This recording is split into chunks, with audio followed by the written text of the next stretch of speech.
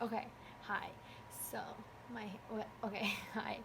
So, this is a health update that I'm very excited to finally be able to just have because, if you don't know, I have a playlist, but it's been a long time of me being sick.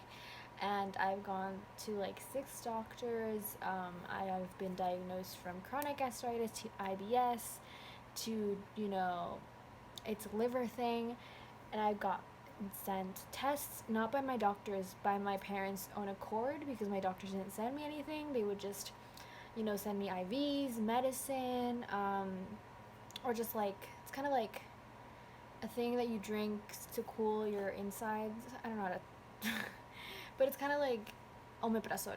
So I would get medicine, I would get treatments, nothing would work, and I would not be taken seriously by doctors. I would tell them, I know it's not gastritis. I've had gastritis since I was a teenager. Like I was diagnosed with acute gastritis. Like I know what gastritis is. This isn't gastritis. But doctors, they would just kind of go like pat me on the head, not really, but like metaphorically, like pat me on the head and be like, okay, yeah, sure, whatever, and just ignore me. And I would explain the pain to them, and they'd be like, nope, it's IBS, it's chronic gastritis, it's and me having to be like, it's not, but no one believed me. Oh my god, I almost poked my eye out. But no one believed me, and it was incredibly disheartening. And I just kind of was like, okay, I have IBS, I have chronic gastritis, that's my diagnosis. I'm just gonna keep eating the new diet that I have. Well, it's diet, new way of eating, however you want to call it. But then I would still get flare ups. And on the 31st of December, New Year's, great way to bring in the New Year's, I got the most, the most painful flare up of my this whole entire time. Like I've had flare ups, but this one was a 10 out of 10. I felt like I had to do the whole like that breathing, because I felt like if I didn't, I couldn't breathe.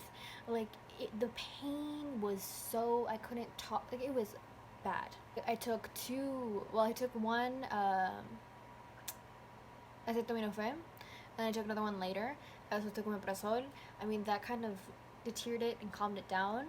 But I was just like, okay, this is like no, this isn't no. Like I'm not.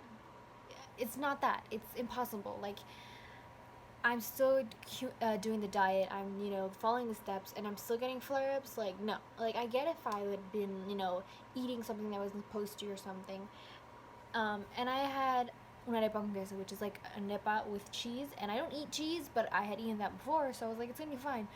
Ho ho, no, it wasn't. So again, I was every time I would get a flare up, which I would get minor flare ups every couple days, and it would be after food, and I usually would eat chicken, pasta. I stopped eating sushi because I got a flare up from sushi. Sushi that I order usually has cream cheese, but I ordered it without, but it still didn't sit well with me, so I was like, what the heck? And so I just started, cutting back things and keeping it simple. And the craziest thing is that I had a cheese pizza because a while ago, like a month ago, I had it and totally fine. So I was like, okay, I'm gonna try again, and it was totally fine. And it was very weird because it was like, okay, if I have chronic gastritis, I have IBS, it should always, kind of have the same triggers. And so again, I didn't believe it. I was like, there's something there. I know something's there. So we went to another doctor, um, and I told him everything, and I said, this is a pain that I've been having. I've been sick since September. It started again in July. I've been diagnosed with this and this, but I don't believe it. People keep telling me it's gastritis. And he's like, okay, so the pain is here and it travels there. And I'm like, yeah.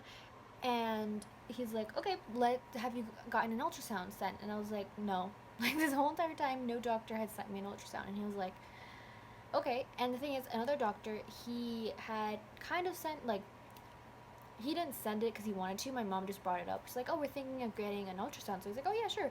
But he sent only for 2 organs.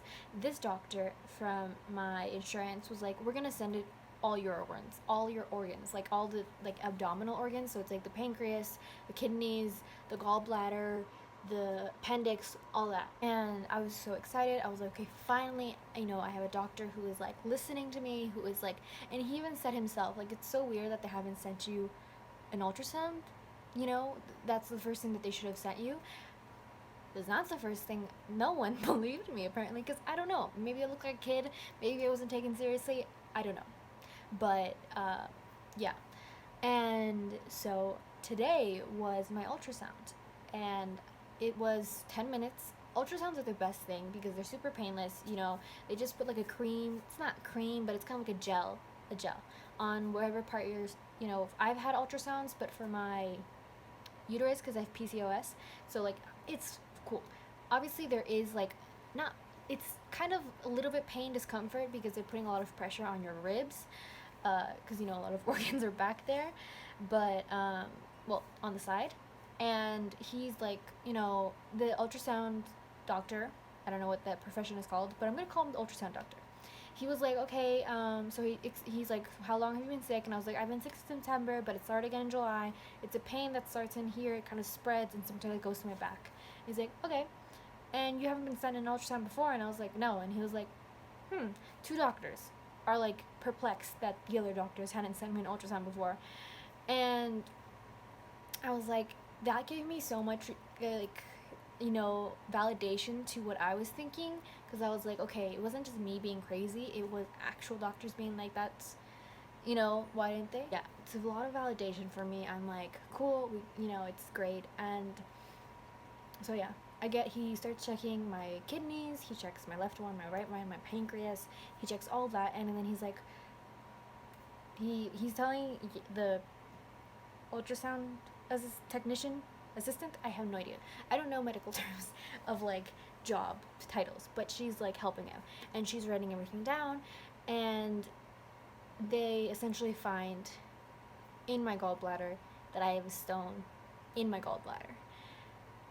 And there was this relief because it's been since September. You know what, let's not count September, because let's just say from, because even though I got sick initially in September, let's just count it from July, which was again the flare-ups. From the month of July till now, July, August, September, October, November, July, August, September, October, November, December, January. 7 months. A minimum. It's longer, but let's just 7 months. And finally, I have the answer. It's literally a gallbladder stone in my gallbladder, which I'm gonna I was like, I didn't know the gallbladder, I didn't know it existed. I know it sounds so stupid, but I didn't know. Okay, I don't know a lot about organs inside of you. And what's funny is that the other ultrasound that the other doctor was going to send me, he was only going to check 2 organs, and it didn't have my gallbladder. So if I had gotten that ultrasound, they wouldn't have found it. But this doctor was like, we're checking everything. And so he checked everything, and so yeah, my gallbladder is 31 millimeters, and the stone is 29 millimeters. And so if you take it from since September 2018, I've been sick, till now, it's a while. And so yeah, this doesn't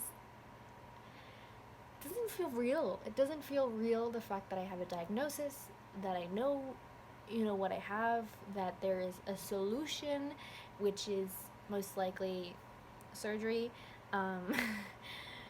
which I'm not thinking about now, but I'm just really happy. I'm just really happy because this has a solution. This means that after the solution is done, you know, I can eat again. I can just enjoy, even if I keep the same like food that I eat, at least I can enjoy it without freaking out. And I just like the peace of mind is just so, like, I feel so vindicated. Like, I knew that I had something, like I knew that it wasn't gastritis, and it wasn't. And I just was like, yeah. So I have another appointment on Monday to, you know, with the doctor, to I guess kind of see what follows. But yeah, this is great for me. Obviously, I'm gonna do a video about kind of for that, because I feel like that's important. Because yeah, but yeah, this is I don't know how to process it yet, because it's like so, I don't know, but yeah, I'm really happy about that. So yeah, in conclusion of this whole thing, well, it's the conclusion isn't there yet, it's going to, but it's gone from misdiagnosis to misdiagnosis to misdiagnosis. So many misdiagnoses. But finally, hi. So, just a small update because I felt like it was pertinent to, I don't know, the video. So I went to the doctor's and I asked him, like, oh, so does that mean that I don't have IBS and chronic gastritis? Because I kind of want to title this video like I was misdiagnosed, because I was.